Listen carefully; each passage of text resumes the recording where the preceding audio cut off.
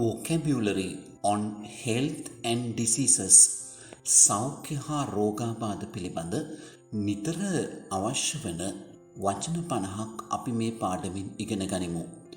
අපිත් සමග අවසානය දක්වා රැඳී සිටින්න. කෙනෙකු අසනීපයෙන් සිටිනවා නම් අපි කියනවා sick කියලා. sick අසනීපයි. He is sick with fever. ඔහුට උණ හැදිලා අසනීප වෙලා. ill කියන්නේත් අසනීපයි කියන එකම තමයි. He is ill. ඔහුට අසනීපයි. නැත්තම් he fell ill last night. ඔහු ඊයේ රෑ අසනීප වුණා. sick සහ ill කියන දෙකම අසනීපයි කියන තේරුමෙන් යොදා ගන්නා adjectives නාම විශේෂණ. ඒ දෙකෙන් නාමපද දෙකක් හැදෙනවා. illness අසනීපය, sickness අසනීපය. illness අසනීපය, sickness අසනීපය. sick අසනීපයි නම් අපි බෙහෙත් ගන්න ඕන. බෙහෙත් වලට කියනවා medicine කියලා. බෙහෙත් ගන්නවට get medicine. You should get medicine. ඔබ බෙහෙත් ගත යුතුයි. අසනීපයකින් පෙළෙනවට අපි suffer කියලා කියනවා. He is suffering from fever. ඔහු උණ රෝගයෙන් පෙළෙනවා. suffer කියන්නේ පෙළෙනවා, එහෙම නැත්නම් දුක් විඳිනවා කියන එක අසනීපයකින්. ලෙඩ රෝගයකට කියන සුලභම වචනේ තමයි disease කියන එක. We must prevent diseases. අපි ලෙඩ රෝග වළක්වා ගන්න ඕනේ. disease රෝගය, අසනීපය. එතකොට අසනීපය කියන්න illness, sickness, disease කියලා වචන තුනක් භාවිතා කරනවා. sick අසනීපයි නම් අපි ડોක්ටර් කෙනෙක් හමු වෙන්න යන්න ඕන. ඒ සඳහා see, meet කියන සරල වචන දෙකින් එකක් භාවිතා කරන්න පුළුවන්. ඊට වඩා හොඳ වචනයක් තමයි consult කියන්නේ. consult කියන එකේ අදහස හමු වී උපදෙස් ලබා ගන්නවා කියන එක. You should consult a doctor. ඔබ වෛද්‍යවරයෙකුගේ උපදෙස් ලබා ගත යුතුයි. To consult a doctor, වෛද්‍යවරයෙකු හමු වෙන්න සමහර වෙලාවට වෙලාවක් වෙන් කර ගන්න ඕන. එසේ වෙන් කර ගන්නා වෙලාවට කියනවා appointment කියලා. We should book an appointment. එහෙම නැත්නම් make an appointment. අපි වෙලාවක් වෙන් කර ගත යුතුයි. රෝගියෙක් ඩොක්ටර්ව මුණ ගැසුනහම ඩොක්ටර් symptoms ගැන බලනවා. symptoms කියන්නේ රෝග ලක්ෂණ. රෝග ලක්ෂණ symptoms. symptoms of measles කියන්නේ සරම්ප රෝගී රෝග ලක්ෂණ. ඩොක්ටර් රෝගියව පරීක්ෂා කර බලනවා. examine පරීක්ෂා කර බලනවා. He examines the patient. ඔහු රෝගියාව පරීක්ෂා කර බලනවා. examine පරීක්ෂා කර බලලා තමයි diagnose රෝග විනිශ්චය කරන්නේ. රෝග විනිශ්චය කරනවා diagnose. He will diagnose the disease. ඔහු රෝගය විනිශ්චය කරાવી, තීරණය කරાવી. ඊළඟට තමයි ප්‍රතිකාර කරන්නේ. He treats the patient. ඔහු රෝගියාට ප්‍රතිකාර කරනවා. treat ප්‍රතිකාර කරනවා. treat ප්‍රතිකාර කරනවා කියන ක්‍රියාපදයෙන් හැදෙනවා treatment ප්‍රතිකාරය කියන නාමපදය. treatment ප්‍රතිකාරය. You will receive treatment. ඔබට ප්‍රතිකාර ලැබේවි. ප්‍රතිකාර ලැබීමෙන් සුව වෙනවට කියනවා heal. heal සුව වෙනවා. The wound heals slowly. තුවාලේ හොඳ වෙන්නේ හිමින්. සුව කරනවට කියෝ කියලා කියනවා. The doctors cure you. වෛද්‍යවරු ඔබව සුව කරනවා. කියෝ සුව කරනවා. සුව කළ හැකි නම් curable. සුව කළ නොහැකි නම් incurable. A curable disease කියන්නේ සුව කළ හැකි රෝගයක්. සුව වෙනවා කියන වචනයට අපි heal වලට වඩා සුලභව යොදාගන්නේ recover කියන වචනේ. He recovered from fever. ඔහු උනෙන් හොඳ වුණා. He recovered from measles. ඔහු සරම්ප රෝගයෙන් සුව වුණා. සුව වීම recovery. A speedy recovery ඉක්මනින් සුව වීම. A slow recovery හිමින් සුව වීම. ට්‍රීට්මන්ට් ප්‍රතිකාරය හීල් සුව වෙනවා, කියෝ සුව කරනවා, කියුරබල් සුව කළ හැකි, රිකවර් සුව වෙනවා, රිකවරි සුව වීම. යම් අසනීපයක් ඇති විට ඩොක්ටර් විසින් බෙහෙත් නියම කරනවා. නියම කරනවට කියනවා ප්‍රෙස්ක්‍රයිබ් කියලා. ප්‍රෙස්ක්‍රයිබ් බෙහෙත් නියම කරනවා. නියම කරන ලද බෙහෙත් වට්ටෝරුව ප්‍රෙස්ක්‍රිප්ෂන්. ඒ කියන්නේ අර බෙහෙත් වර්ගවල නම් ලියලා දීලා අපිට දෙන පත්‍රිකාව තමයි ප්‍රෙස්ක්‍රිප්ෂන් කියන්නේ. ෆාමසි එකකින් බෙහෙත් ගන්න අපිට ප්‍රෙස්ක්‍රිප්ෂන් එකක් තියෙන්න ඕන. ප්‍රෙස්ක්‍රයිබ් නියම කරන බෙහෙත් අතර ටැබ්ලට්ස් බෙහෙත් පෙති තියෙනවා. ටැබ්ලට්ස් බෙහෙත් පෙති. බෙහෙත් කරල් වලට කියනවා කැප්සියුල්ස්.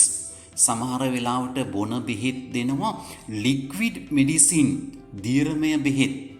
ඒ වගේම සිංහල වෙදකමේ නම් තියෙනවා පිල්ස් බෙහෙත් ගුලි.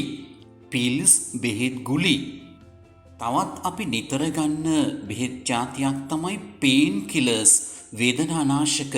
වේදනානාශක පේන් කිලර්ස්. පැනඩෝල් අයිති වෙන්නේ පේන් කිලර්ස් වලට. මේ මොන බෙහෙත් ජාතිය ගත්තත් නියමිත ඩෝස් එකෙන්, නියමිත මාත්‍රාවෙන් ගන්න ඕන. ඩෝස් කියලා කියනවා මාත්‍රාවට. මේ බෙහෙත් වලට පොදුවේ ඩ්‍රග්ස් කියලා කියනවා කියලාත් මතක තියාගන්න ඕන. මත්ද්‍රව්‍ය වලට කියන්නේ ඩ්‍රග්ස්. හැබැයි බෙහෙත් වලටත් ඩ්‍රග්ස් කියලා කියනවා. වෛද්‍යමය ප්‍රතිකාර අවශ්‍ය තවත් අවස්ථාවක් තමයි තුවාලයක් සිද්ධ වීම. තුවාලයට එහෙම නැත්නම් තුවාල වෙනවට ඉන්ජරි කියලා කියනවා. It's a minor injury. එක සුළු තුවාලයක්. ඉන්ජරි වගේම තුවාලයටත් තුවාල වෙනවටත් කියන තවත් වචනයක් තියෙනවා wound. He was wounded in the war. ඔහු යුද්ධයේදී තුවාල ලැබුවා. ඉන්ජරි තුවාලය තුවාල වෙනවා. wound තුවාලය තුවාල වෙනවා. තුවාලයකට බෙහෙත් දානවා dress the wound. She dressed my wound. ඇය මගේ තුවාලයට බෙහෙත් දැම්මා. ඉන්ජරි තුවාලයකට වගේම වෙනත් අසනීපයකටත් ෆස්ට් ඒඩ් කියන එක ඉතා වැදගත් වෙනවා. ප්‍රථමාධාර ෆස්ට් ඒඩ් බොක්ස් එකක්, ප්‍රථමාධාර පෙට්ටියක් ගෙදර තියෙනවා නම් ගොඩක් හොඳයි. අසනීපයක් වුණාම පේන්, වේදනාවක් ඇති වෙනවා. He is in pain. ඔහු ඉන්නේ වේදනාවෙන්. පේන් වේදනාව කියන එකෙන් හැදෙනවා painful, වේදනාකාරී කියන ඇජෙක්ටිව් එක නාම විශේෂණය. My leg is still painful. මගේ කකුල තාමත් වේදනාකාරී. රිදෙනවා කියන එක painful, වේදනාකාරී නැත්නම් රිදෙනවා. ඊළඟට අපි අසනීපයක් තියෙන කෙනෙකුට දකින්නට පුළුවන් රෝග ලක්ෂණ කීපයක් දිහා බලමු. ක්ලාන්තය නැත්නම් ක්ලාන්ත වෙනවට කියනවා faint. faint ක්ලාන්තය. වමනය සහ වමනය යනවට කියන්නේ vomit. කරකැවිලි ගතිය dizzy. dizzy කරකැවිලි ගතිය. තවත් සුලභ රෝග ලක්ෂණයක් තමයි cough, කැස්ස. cough කැස්ස. උණ බොහෝ රෝගවල රෝග ලක්ෂණයක් fever. fever උණ. උගුරේ අමාරුවට කියන්නේ sore throat. sore throat උගුරේ අමාරුව. ඇඟපත වේදනාව body ache. body ache ඇඟපත වේදනාව. ඒ වගේම අසනීපයකදී blood pressure, රුධිර පීඩනය ඉහළ යන්න පුළුවන්. ඒකට high blood pressure කියලා කියන්නේ අධිරුධිර පීඩනය. faint ක්ලාන්තය, vomit වමනය, dizzy කරකැවිලි ගතිය, cough කැස්ස, fever උණ, sore throat උගුරේ අමාරුව, body ache ඇඟේ පතේ අමාරුව. ලෙඩ රෝගවලින් ආරක්ෂා වීම සඳහා එන්නත් ලබා දෙනවා වැක්සීන්ස්. වැක්සීන් එන්නත. එන්නත් කරනවට වැක්සිනේට් කියලා කියනවා. He was vaccinated. ඔහුට එන්නතක් ලබා දුන්නා. අපි කවුරුත් දන්නා එන්නතක් තමයි ට්‍රිපල් වැක්සීන්. ත්‍රිත්ව එන්නත පුංචි කාලෙදී හැමෝටම ලබා දෙනවා. ට්‍රිපල් වැක්සීන්, ත්‍රිත්ව එන්නත. එන්නත් කරණයට කියනවා වැක්සිනේෂන් කියලා. වැක්සිනේෂන් ප්‍රෝග්‍රෑම් එන්නත් කරන වැඩසටහන. ඇතැම් රෝග තියෙනවා බෝ වෙන රෝග. ඒවට කියනවා infectious diseases කියලා. infectious කියන්නේ බෝ වෙන. It's an infectious disease. ඒක බෝ වෙන රෝගයක්. infection කියන්නේ ආසාදනය. infection ආසාදනය. ආසාදනය වෙනවා ක්‍රියාපදය infect. He is infected with measles. ඔහුට සරම්ප ආසාදනය වෙලා. infectious බෝ වෙන, infection ආසාදනය, infect ආසාදනය වෙනවා. විවිධ රෝගී තත්ත්වයන් සහ රුධිරය අතර සමීප සම්බන්ධයක් තියෙනවා. රුධිරයට කියන්නේ අපි blood කියලා. blood ලේ නැත්නම් රුධිරය.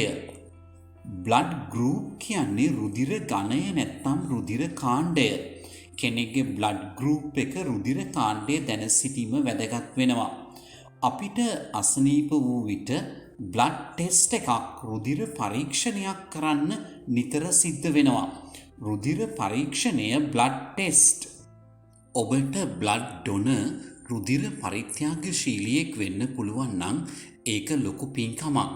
blood donor රුධිර පරිත්‍යාගශීලියා. රෝහල්වල පිහිටවල තියෙනවා blood bank ලේ බැංකුව. ලේ බැංකුව blood bank. රෝගී වූ විට blood test වගේම urine test මුත්‍රා පරීක්ෂණත් කරන්න සිද්ධ වෙනවා. urine test මුත්‍රා පරීක්ෂණය. ස්කෑන් කියන්නේ පරීක්ෂණයට. CT ස්කෑන්, අල්ට්‍රාසවුන්ඩ් ස්කෑන් වගේ විවිධ ස්කෑන්ස් පරීක්ෂණ තියෙනවා. එක්ස්රේ එකක් ගන්නත් අපට සිද්ධ වෙනවා සමහර වෙලාවල් වලට. මේ ඔක්කොටම කියනවා මෙඩිකල් ටෙස්ට්, වෛද්‍ය පරීක්ෂණ කියලා. වෛද්‍ය පරීක්ෂණය මෙඩිකල් ටෙස්ට්. මෙඩිකල් ටෙස්ට් එක ඔහුට රෝගයක් තියෙනවා නම් පොසිටිව් වෙන්න පුළුවන්. රෝගයක් නැත්නම් නෙගටිව් වෙනවා. පොසිටිව් කියන්නේ යම්කිසි රෝගයක් තියෙනවා කියන එක, නෙගටිව් කියන්නේ රෝගයක් නැහැ කියන එක. ඉතින් සෞඛ්‍ය හා රෝගී තත්ත්වයන් හා සම්බන්ධ මේ වචන 50 ගණන ඔබට ඉතා ප්‍රයෝජනවත් වෙයි කියලා හිතනවා. අපි ඉදිරියේදී හොස්පිටල් රෝහල හා සම්බන්ධ වීඩියෝ පාඩමක් කරන්න බලාපොරොත්තු වෙනවා. මේ පාඩම වගේම තවත් පාඩම් ගොඩක් නරඹන්න මගේ YouTube channel එක subscribe කරන්න අමතක කරන්න එපා.